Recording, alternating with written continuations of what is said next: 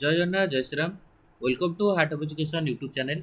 जो भी आमर ओडिशार जो भी आपण स्टूडेंट माने रहिले एंड पेरेंट्स माने आपण माने जो माने रहिले जो माने वर्तमान पई एमसीसी काउंसलिंग करूछंती ऑल इंडिया रो ऑल इंडिया कोटार 15% पई बहुत सारा पेरेंट्स माने करथिबे एंड बहुत सारा पिला all India institute of medical science AIIMS पई करथिबे एंड बहुत सारा पेरेंट्स माने अछंती जो माने डीम्ड यूनिवर्सिटी पई बा सम आउ किम्स पई रजिस्ट्रेशन करथिबे। आपण मानकर चॉइस फिलिंग तो ऑलरेडी आपण जानिछंती स्टार्ट हो सारी। डेफिनेटली आपण माने चॉइस फिलिंग करंतु। केमिति चॉइस फिलिंग करिवे ता रिगार्डिंग वीडियो भी बनैछि। राउंड 1 आपणकर फ्री एक्जिस्ट अछि मन रखंतु।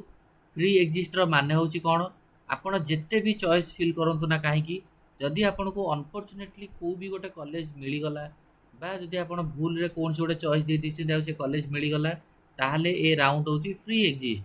माने आपण जदि ए राउंड रे आपण किछि भी करिवे नाही बा एडमिशन न नेले आपण को किछि फाइन पड़िबो नाही।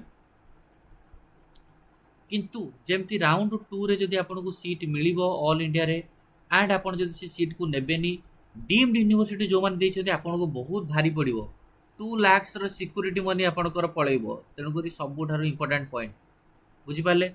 हाँ ओडी आउ जो मानकर ऑल इंडिया कोटा एम्स पई जो माने अप्लाई करछथि जो मानकर 10,000 किबा 5,000 से सिक्योरिटी मनी जीवो। तो एमसीसी रो चॉइस फिलिंग आपण वर्तमान पे राउंड 1 रे डेफिनेटली करंतु जो माने डीम्ड पई करूछंती प्रत्येक राउंड रो चॉइस फिलिंग आपण ऑल इंडिया रे चेंज करि परिबे। एई राउंड रे जदि आपण सम 1 सम 2 किम्स को दउछंती सेकंड राउंड रे आपण चाहिले भी चॉइस को अलगा करि परिबे। आउ गोटे क्वेश्चन माइंड रे पिला मानकर सबुबेल पई आसे कि सर आमे कॉलेज टा फर्स्ट राउंड रे देइनु सेकेंड राउंड रे कॉलेज टा को आमे ऐड करि परिबु ना नाही। देखंतु ए क्वेश्चन माइंड रे पिला मानकर आसे। धर गोटे पिला अछि प्रथम राउंड रे एमसीसी कथा मु आगे कहि दोछि।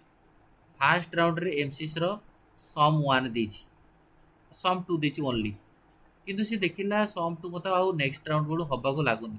तो सी can he or she put some 1 and schemes in their preference list.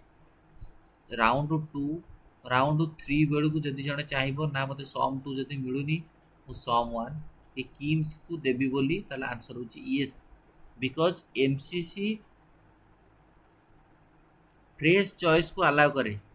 Fresh choice माने प्रत्येक राउंड रो फ्रेश चॉइस को अलाउ करे।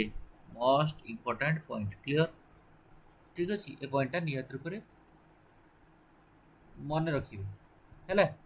आ बाकी रहिला होची जेतबेले चॉइस फिलिंग करूछंती डेफिनेटली आपण माने राउंड 1 रे चॉइस ता भल से फिल अप करंतु। राउंड 1 रे आपण को एमसीसी रो कॉलेज अलर्ट हे गले आपण माने से कॉलेज पई जदी फ्रीज रो अलाउ करिवे ताले अपलोड करिवे डॉक्यूमेंट अपलोड करिवे जाय कि आपण घरे बसिबे। जदी फ्रीज मारछंती डॉक्यूमेंट अपलोड करी कॉलेज को जिवे। जदी आपण फ्लोट मारछंती डॉक्यूमेंट अपलोड करी